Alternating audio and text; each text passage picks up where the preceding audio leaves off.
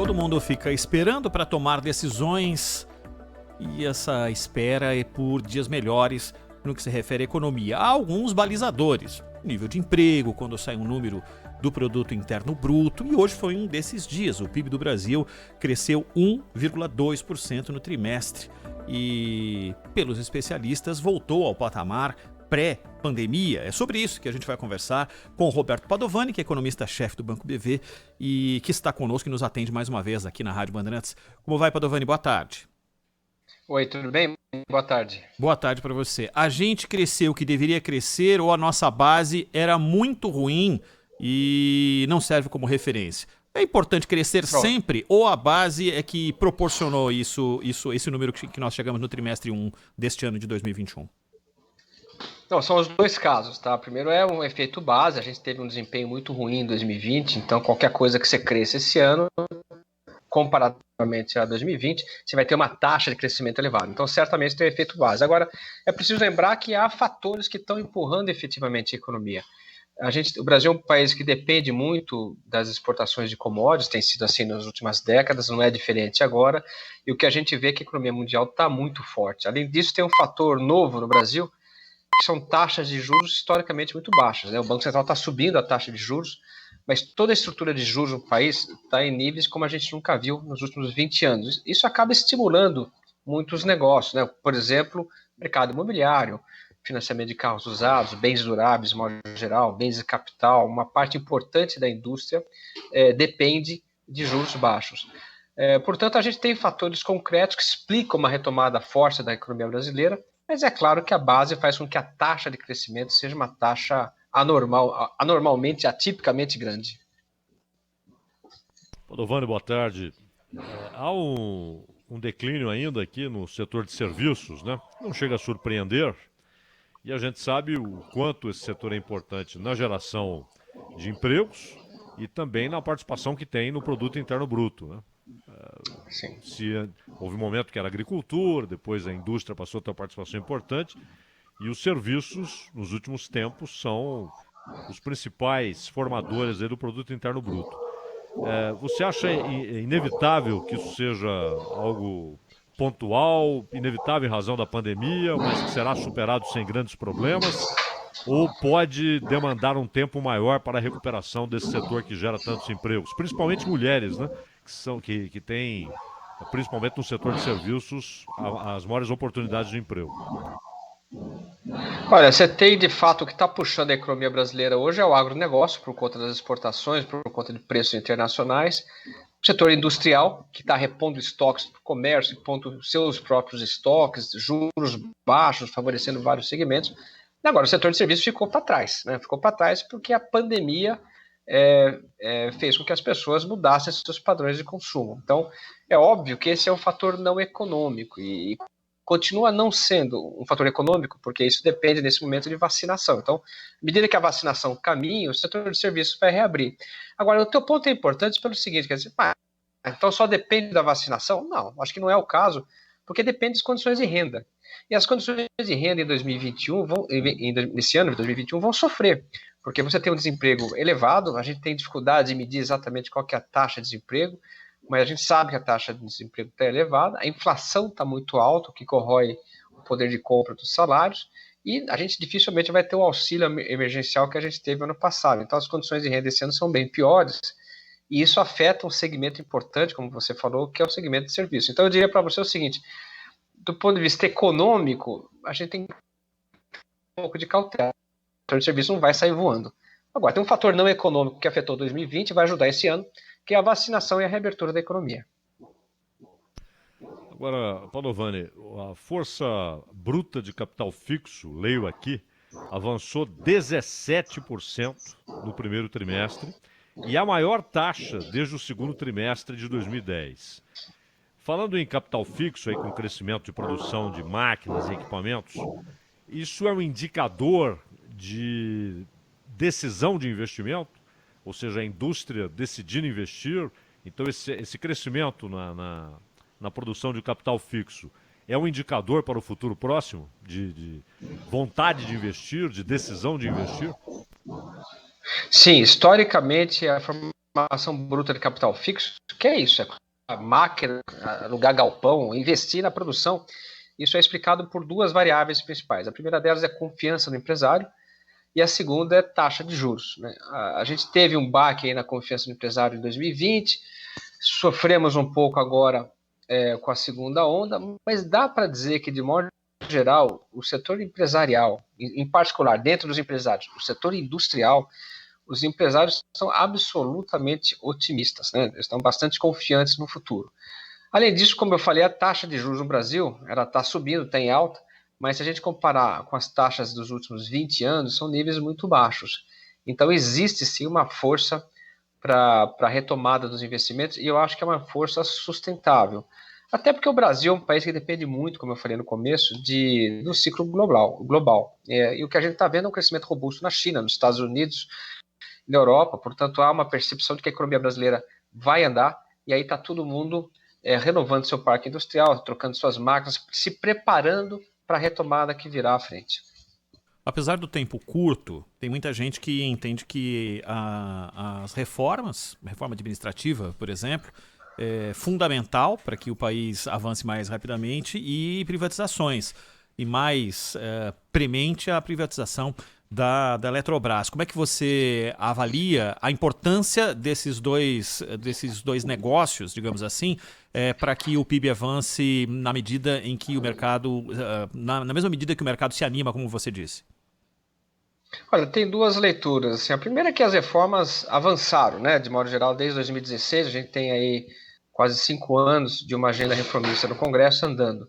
E são reformas que têm duas leituras. A primeira é que melhora o ambiente de negócio no país, melhoram a chance de ter uma economia mais produtiva. E o segundo fator é que a própria agenda de reformas em si, ela é um sinal de responsabilidade na gestão econômica e, portanto, isso traz confiança. A gente acredita que a gente não deverá ter nenhum erro de gestão importante na questão econômica. Tudo isso anima os negócios. Agora, a tua pergunta especificamente é, bom, e a partir de agora, essas reformas vão continuar? E aí são 3 reformas que estão no radar, né? A reforma tributária, a reforma administrativa e a continuação das privatizações, em particular a Eletrobras. São 3 reformas absolutamente importantes. A reforma administrativa poderia abrir espaço, não só para você ter um serviço público de melhor qualidade, aumentar a produtividade do país como um todo, mas também reduzir o custo da máquina. E isso, obviamente, abre espaço para que tenha mais investimento público, por exemplo.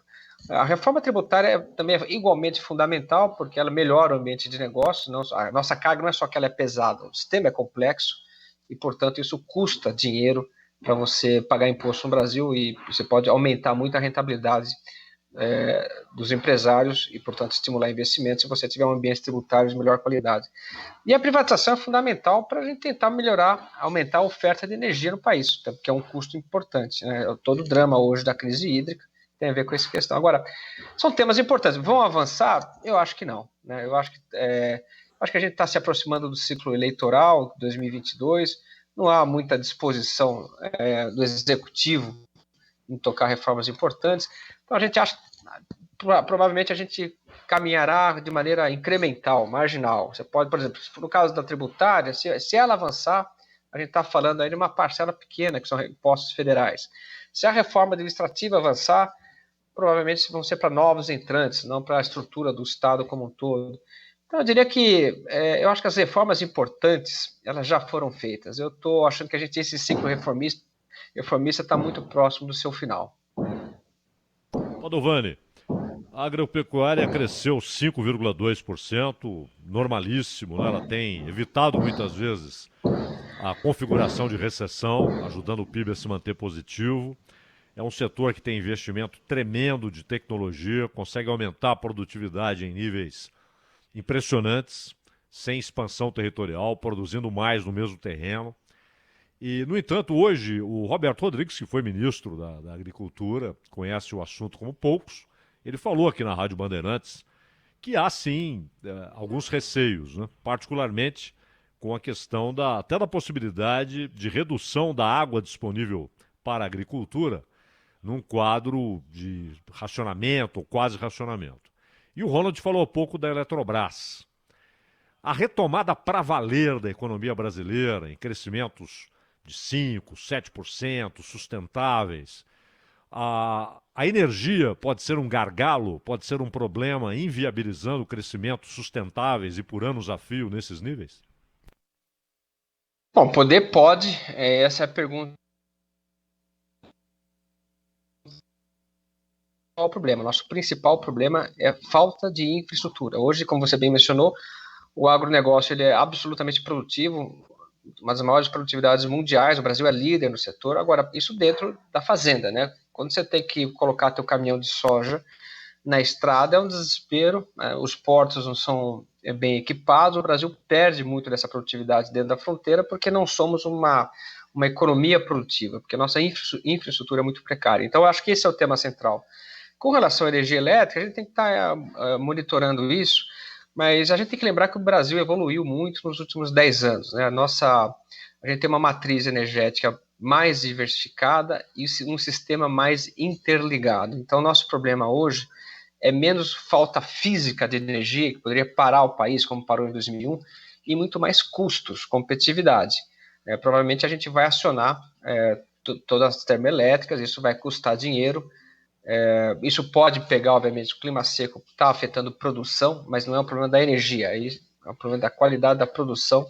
Milho tem sofrido muito, mas eu acho que o que a gente viu no Brasil nos últimos 10 anos me sugere que não é o principal problema a questão energética. O principal problema nosso continua sendo uma infraestrutura muito precária. Quando a gente fala, e logo de cara você falou sobre geração de empregos, como um alicerce para tudo isso, ou um reflexo desse crescimento, onde que você percebe que a oferta para 14,8, 7, 5, 6, alguma coisa assim, de desempregados vão ter a oportunidade de se reencontrar com o mercado de trabalho? Por que setor você entende que a recuperação vai ser mais rápida? Esse é um ótimo ponto. Eu acho que o setor empregador, por definição, é o setor de serviços. Foi o que a gente já comentou aqui. Então, à medida que a economia se reabre, o setor de serviços ganha força, é natural que essa taxa de desemprego se reduza. Agora, preciso lembrar duas coisas, né? Talvez 3 fatores importantes. O primeiro deles é que a nossa mão de obra ela é pouco qualificada. Né? Então, isso faz com que você tenha mais dificuldade de contratar os trabalhadores brasileiros em qualquer lugar do mundo, não é só aqui. Então, esse é um drama nosso na oferta da mão de obra, a qualidade. O segundo problema é o problema da pandemia, que a gente foi para um mundo muito mais digital, muito mais produtivo, então eu tenho medo que vários postos de trabalho tenham sido extintos. Né? E o terceiro fator é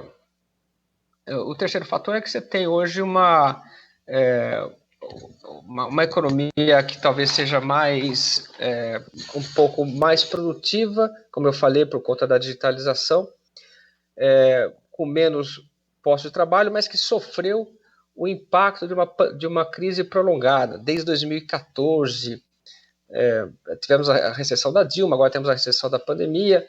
Isso tudo faz com que a mão de obra, quando fica muito tempo fora do mercado, ela se desqualifica. Então, você acaba reforçando esse problema. Então, eu acho que há 3 temas importantes, né, que é a destruição de postos, né, de trabalho pela digitalização, a desqualificação da mão de obra, que é um problema estrutural, e a perda de qualidade gerada pela pandemia. Então, o mercado de trabalho deve se recuperar gradualmente, mas eu acho que a taxa de desemprego média no Brasil tende a ficar mais alta por mais tempo.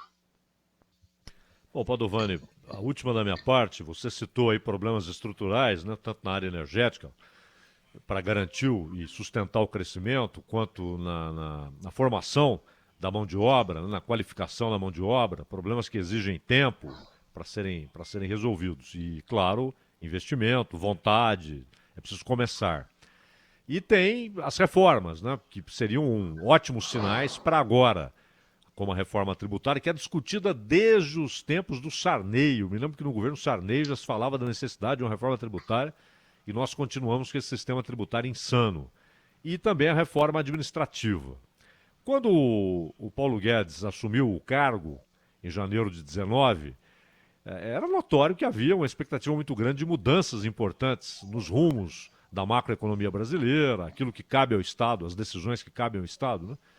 Há alguma frustração com o que ocorreu de lá para cá, com a gestão do Paulo Guedes, do Ministério da Economia, no setor financeiro, no setor produtivo, entre os empresários, enfim, há alguma frustração pelo que foi feito ou que não foi feito pelo Paulo Guedes até aqui? Bom, acho que são duas respostas. A primeira é a seguinte, que eu acho que, de modo geral, todo mundo reconhece que desde 2016 a gestão da economia brasileira tem sido uma gestão responsável, desde a presidência do Temer e se mantendo na presidência do Bolsonaro. A gestão econômica, de modo geral, ela é uma gestão responsável e isso já é, per si, um alívio, né? A gente deixou para trás o populismo econômico e isso permite, essa responsabilidade já permite mais confiança no futuro, um ambiente mais previsível, mais investimentos, uma economia mais pujante. Agora, eu acho que tem um problema eleitoral, né? Eu acho que durante a campanha havia um excesso de expectativas, talvez infladas pelo próprio ministro da Economia, né? Havia aquele clima de campanha que você prometeu muita coisa. Então, eu acho que isso é natural, que haja frustração com relação ao que foi prometido. Tanto que é histórico o movimento, né? Quando você tem um presidente recém-eleito, a popularidade deles sobe muito.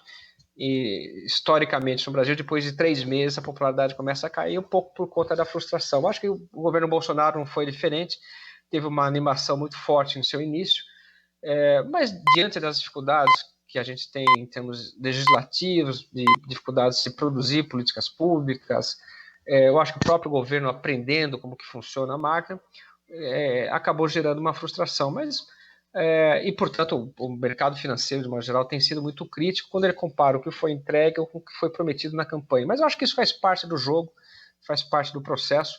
O que eu acho que é importante, o que fica, o que é real, é que a gestão econômica no Brasil, há 5 anos, vem sendo uma gestão responsável e isso implica redução de incertezas e aumento de previsibilidade. Tanto que os investimentos estão voltando, como a gente viu hoje pela manhã. Roberto Padovani, economista-chefe do Banco BV. Padovani, muito obrigado pela atenção com a Rádio Bandeirantes. Até uma próxima. Obrigado pelo convite. Valeu. Agora, 4h30.